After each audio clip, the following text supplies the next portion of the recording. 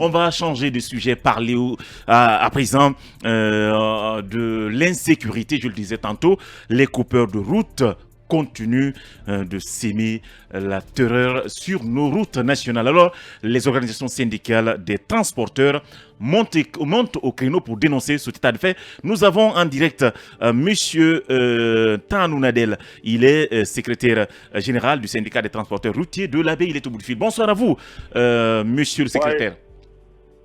Oui, bonsoir, vous allez bien? Ça va, merci. Bienvenue dans cette émission. Nous parlons de la recrudescence de l'insécurité sur nos routes nationales. Nous apprenons que la semaine dernière, je ne sais pas si c'est cette semaine dernière, il y a eu une attaque au cours de laquelle un chauffeur a été fusillé. Parlez-nous-en.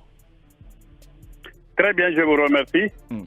Seulement 3 jours avant aujourd'hui, on s'est réveillé avec un chauffeur qui a été sauvagement assassiné, deux motoristes qui sont au nombre de 5 personnes. Ils sont venus, ils ont pourchassé un véhicule venant de l'Abbé, aux approximatifs de Tamagali. Ils l'ont fusillé, les pneus. Le chauffeur a voulu désister, un peu désister pour continuer. Ils ont tiré la balle au niveau du vitre arrière. La balle là est rentrée, touché un passager qui était un chauffeur qui partait à Conakry pour prendre un véhicule. Donc celui-ci est décédé sur place. On l'a pris pour l'envoyer à Conakry. Il est décédé en mi-chemin.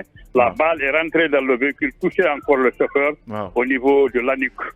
Donc ils ont dépouillé tous les passagers de leurs biens. Donc, vraiment, c'était autre chose. En tout cas, la multiplication de ces cas d'attaque aujourd'hui, vous n'arrivez pas à supporter cela. Je rappelle qu'hier, ici à Conakry, je ne sais pas si c'était le cas chez vous également, il y a eu une assemblée générale de votre organisation centrale pour évoquer cela.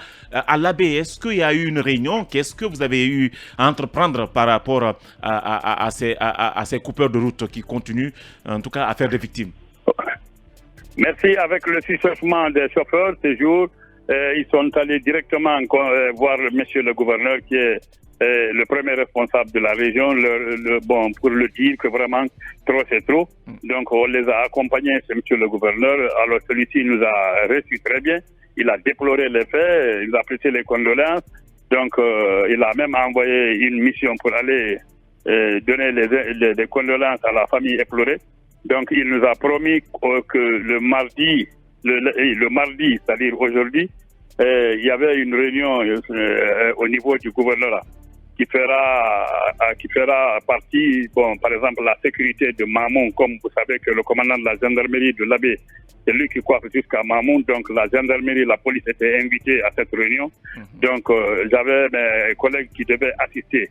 Moi, j'étais venu à Conakry pour au niveau du bureau confédéral, près du bureau confédéral, à la bourse de travail, pour faire une autre réunion. On avait une autre réunion il y avait la présence des secrétaires généraux des 33 préfectures de la Guinée, plus les 5 communes de Conakry, plus maintenant quelques chauffeurs. Donc, beaucoup de chauffeurs d'ailleurs. Vous savez, on est allé, donc on a fait un mémo, on s'est adressé à monsieur le président de la République, comme vraiment il a promis que vraiment il va mettre du grain de sel, il va mettre les points sur les i, sur les malfaiteurs et tout ça. Donc on l'a adressé un mémo concernant 3 points, c'est-à-dire les attaques à main armée qui se passent du jour au jour, et puis le problème de permis et de carte grise. Imaginez-vous un permis de 1 700 000, 1 800 000, 1 500 000. Donc, 3 ans, 4 ans, lui, il expire. La carte grise d'un véhicule, tu changes à 2 millions, 2 millions 200, 1 million 800. Cette carte grise aussi, dans 3 ans, 4 ans, cela aussi, ça expire. On l'a dit dans le mémo que vraiment, il n'a qu'à penser au Guinéen. Il connaît la conjoncture du Guinéen, il n'a qu'à voir qu'est-ce qui peut rester, qu'est-ce qui peut être la favorite du Guinée. Bien. Voilà. Ce sont ces appels. C'est l'appel que vous avez lancé à l'endroit des autorités. Voilà. On va à présent vous laisser partir, monsieur Nadel, parce qu'on est pris par le temps. On reviendra dans la deuxième partie avec nos chroniqueurs pour qu'ils puissent donner leur avis par rapport à ces coupeurs de route qui font des victimes sur nos routes nationales. On va observer une pause. Dans la deuxième partie de cette émission, si c'est maintenant que vous venez de nous prendre en marche, nous sommes toujours dans Talk Politique, votre émission des débats politiques par excellence. Notre invité dans Bâton Rompu est M. Cheikh Oumar Traoré. Il est le président du parti Union des Patriotes Africains de Guinée et membre de la coalition des centristes pour l'espoir. Avec lui, nous allons survoler l'actualité sociale et politique avec en toile fond le dialogue politique lancé la semaine dernière. Mais avant, les talkers vont donner leur point de vue par rapport à ce phénomène de coupeurs de route, les coupeurs de route qui multiplient les attaques à main armée sur les routes nationales. Quelle solution pour endiguer ce phénomène? C'est la question que je vous pose, chers talkers. D'abord, les coupeurs de route, malgré tout ce que les autorités nous ont essayé de nous faire comprendre comme disposition prise, malheureusement, ces coupeurs de route continuent de faire des victimes. Oui, M. Bangoura, vous savez, c'est devenu une préoccupation nationale. C'est un problème, c'est un phénomène réel. Depuis des années, ça persiste. Le problème est là, il n'est pas réglé. Je pense que c'est une question qu'il faudrait voir d'une manière holistique. Il faut que les acteurs qui interviennent sur toute la chaîne puissent quand même se concerter.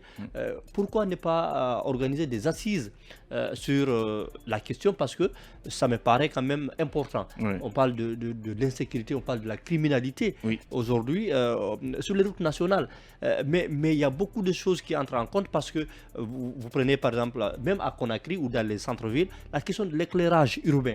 Donc vous voyez, en fait, même quand il y a le courant, c'est seulement dans les maisons, dans les... que vous pouvez voir. Le courant. La ville est sombre.